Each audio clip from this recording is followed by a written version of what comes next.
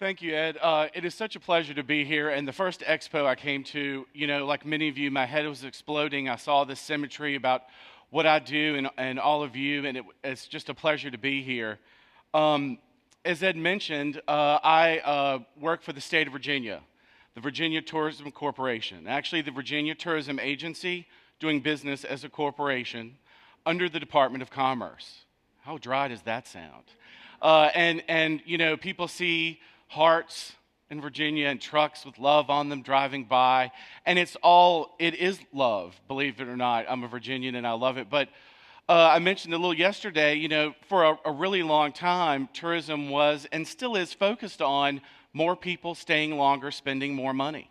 It sounds very dry and very almost lascivious. I want your money, and it's a great thing that I'm under commerce because it allows me to do a lot of things that a lot of other state agencies can't.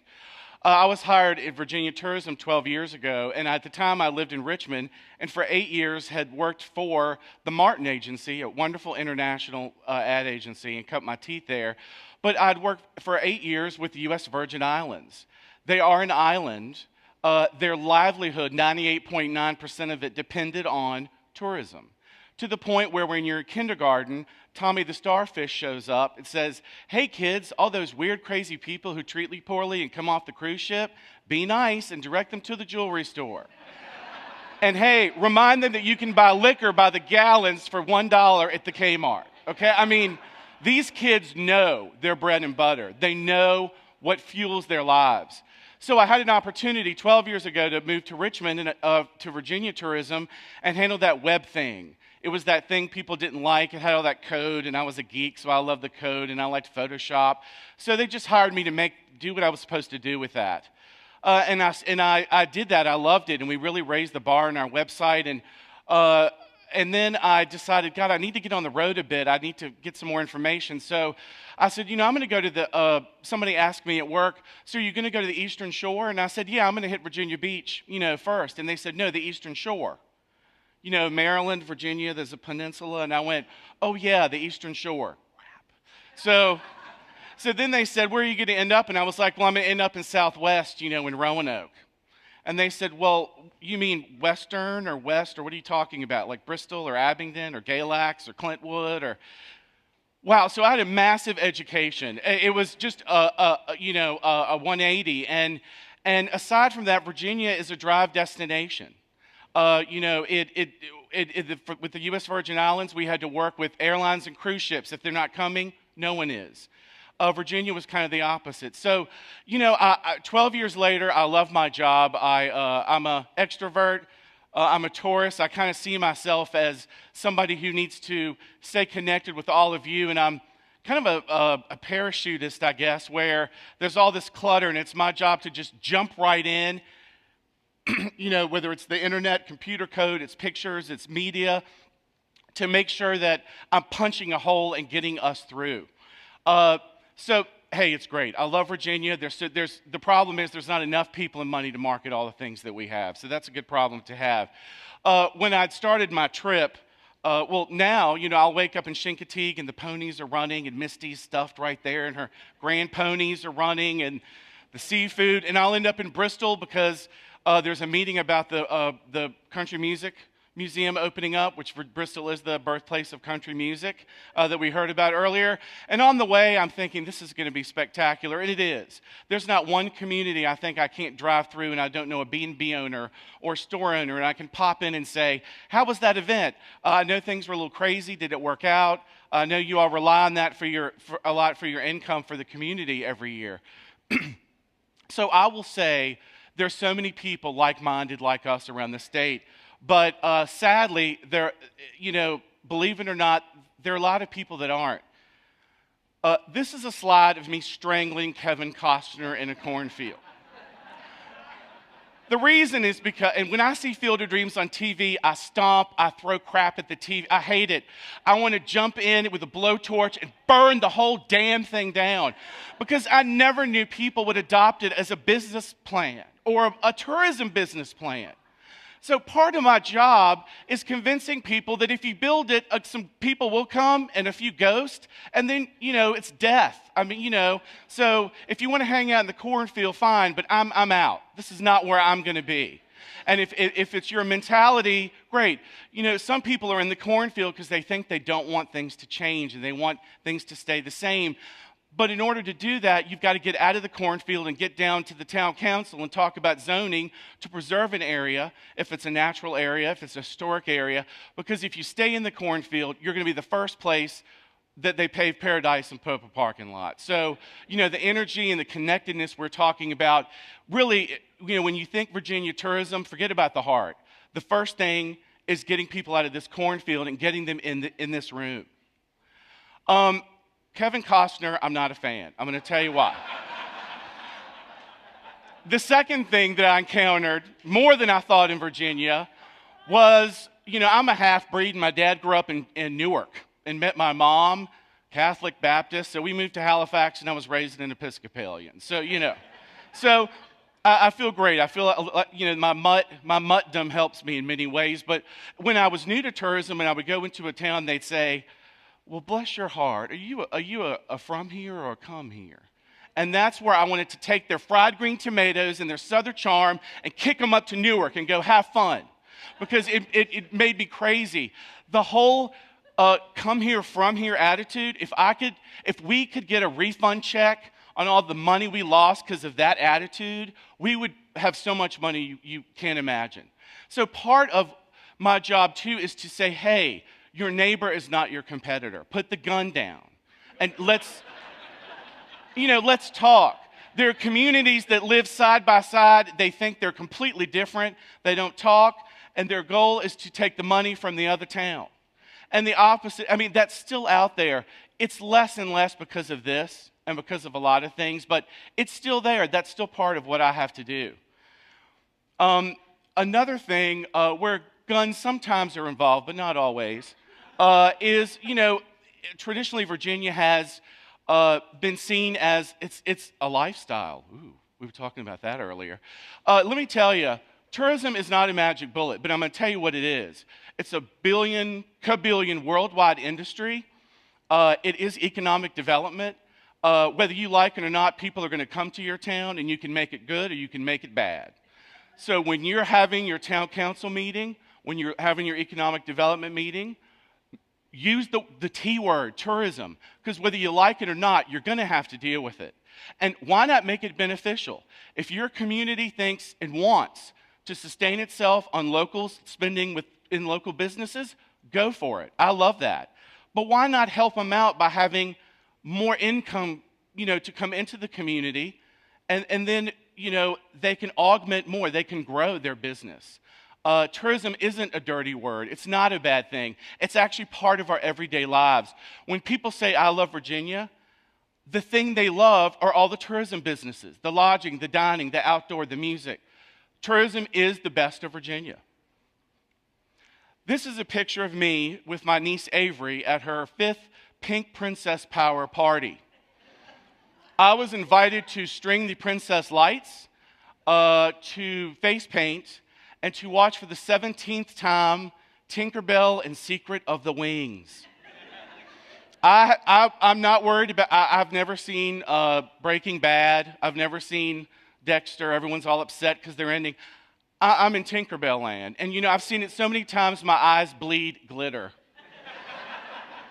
But the thing I love is that part of the party is that when you're watching the movie with everybody, part of the deal is that you have to act surprised when you find out that Tinkerbell has a sister and she's an ice fairy. That's part of the deal.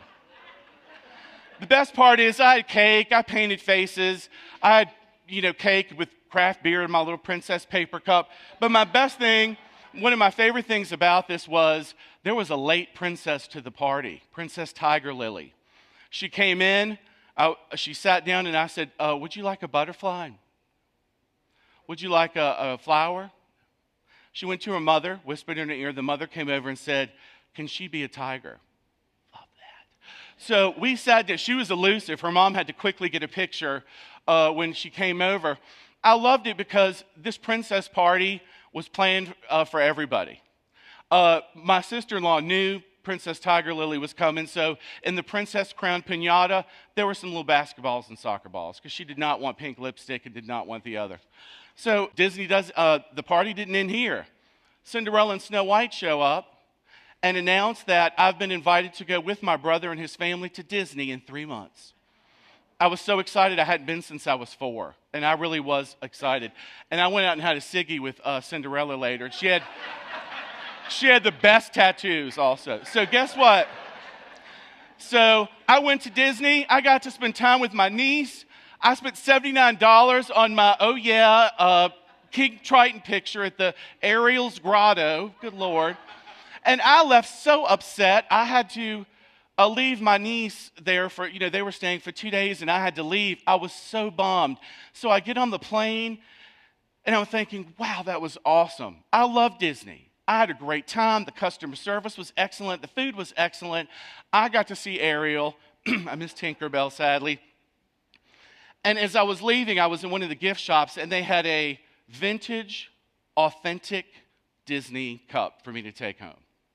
So I'm on the plane, and I start getting conflicted in my head thinking, is Disney authentic? Is there authentic Disney? I'm going home to market authentic Virginia. So at the end of the day, there's this fine line. I love Disney, but I'll probably only go 3 or 4 times in my life because there is a difference between that and this, even if you use the same word, because what we have is organic. When people aren't doing that, they want this. They want to live in it, they want to create it, and they want to share it with other people. At Virginia Tourism, one of the things we do, I mentioned being in an airplane and jumping into all this information and data and people. It is really challenging. On our website, we have, I think I counted them, 47 services that we provide for you. And we're not going to go all over those, but what I am going to tell you is I've been in New York in front of an editor, and it was my job, along with some colleagues and some Virginians, to get Virginia in the next issue of this magazine. And we're there. We have 7 minutes. Go. We have a jaded magazine editor, and she said, go, and if you mention the word wine, you're out. I'm calling security. So we were like, so we said, go ahead and get your finger ready, because guess what? In Virginia, you can kayak to a winery in the Eastern Shore, and then they pick you up and you go have oysters, and then you go back to the B&B, and they're like, okay, phone down, security wasn't called. And then we'll say, music, we're not going to talk just about music. We're going to talk about Bristol, and we're going to talk about Galax, and we're going to talk about Floyd. And those stories, it's not about a place on a map. It's about the story. It's about the people. It's about sharing that experience. I've had a lot of conversations about branding yesterday, and they always, for me, lead to tofu, believe it or not. I work with communities and go around, and the last thing I'm going to ever talk to them about is a logo and a slogan. It is the last thing. The first thing is this. It's community, and it's visitor experience, like mine at Disney and at the Princess Power whatever party. So I have a challenge, and there are great debates about branding.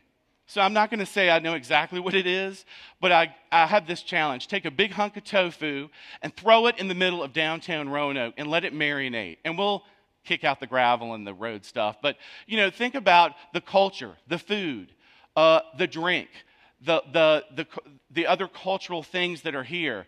And at the end of the day, one of the things we toy around at VTC is that's your brand. It's not what you've collected and put on your website and said, this is us. We did an inventory of our assets and come to Roanoke. People don't give a crap. They want to do what they want to do. And I wonder if they took a bite out of your tofu, if it would be a match. So one of the challenges is think about tofu. Think about that as your brand. One of the things we're doing at VTC to move forward is we hired a company to help interview all Virginians, businesses, residents, about what they thought about tourism and where they wanted to go. And one of the things that was born from this was the 5 Ps. And I'll go over them really quickly: products, pillars, partnership, promotion, and policy. All of these, if we do business or we talk it's going to fall under one of these categories. So what I'm doing, what we are doing, is meeting with communities and businesses and regions and associations and talking about visitor experience, sense of arrival. Promotions, meaning promoting your tourism and business community to your board of supervisors to get support. And of course, policies and funding. I found that Roanoke yesterday from Catherine Fox got doubled its tourism budget. I mean, that's amazing when I know of 3 counties, they're about to shut down their whole tourism thing. So you really have it good.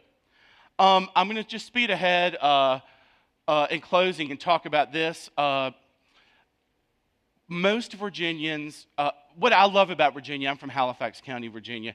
It's my home, and when I go home, that is where I want to be. But I'm always going somewhere different. I might go to Durham for a movie, might cross the state line, God forbid. I might go to Danville. I may go to Farmville and come home. You know, I love Roanoke. Someone said earlier it's a small city. To me, it's a big city because I work with most Virginia communities that are small, that have a $20,000 tourism marketing budget, and that includes their salary. So, I mean, really, good Lord. So just know that, you know, hub and spoke is people are going to come to Roanoke, but they're always going to go around it. Make sure you talk. Ed mentioned this earlier. You know, it's not one thing we learned about our Drive Tourism program. It's not about you. It's about you and your neighbor and the experience they have when they come around and near you and with your neighbors. So just know you're not the rock star, I hate to tell you. You're in the band. Everybody's in the band. So Roanoke is going to be a hub. It's going to be the lead singer on a lot of visitation in this area, but sometimes it's going to be a spoke. Sometimes someone might stay in Salem with their relatives and they want to come in Roanoke for an afternoon. So work with and you do, you're a great example of this. Work together. Don't make visitors work hard to find you. You know, I'm a shameless marketer. I love Virginia. I'm going to talk with anybody I can, gather as much intel as possible, punch a hole through all that clutter out there, and get what we're doing inserted so people see us. But at the end of the day, tourism isn't about marketing, and it's not about a heart.